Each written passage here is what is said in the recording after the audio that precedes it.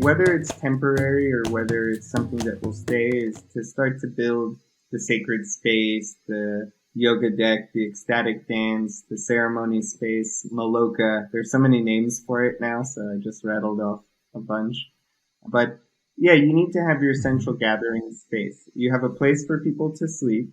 You need a place for people to eat that's covered. We could get into that in a bit.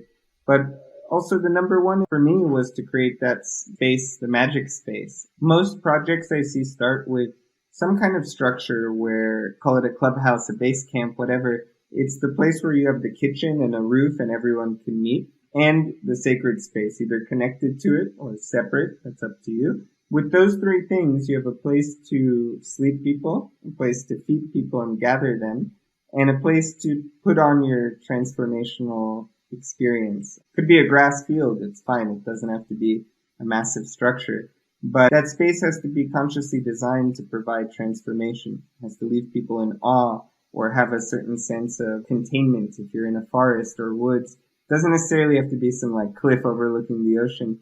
Just a space to create warmth, because the number one thing that people left us as a comment was not that like we had the nicest retreat center or something like that, but they felt like they were at home.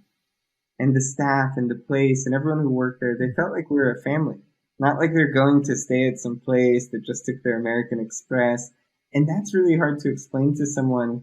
Later, when I was asked to do like a bigger project to build a lot of retreat centers, it's hard to explain even to like a company how to create that warmth. I later ended up learning how, but I don't know, it's not such a tangible thing. I've seen the most beautiful retreat centers that lack soul and lack that warmth. And so maybe we lacked budget to build certain things, but we had that.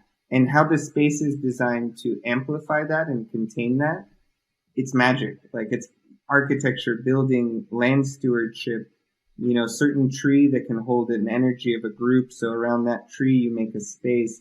That's what I mean, I think, in taking time early on to really feel your land and feel where all these spaces go and master plan it. And the cool thing about events is you can test out a space for one event here, and next event, the sacred space is over there.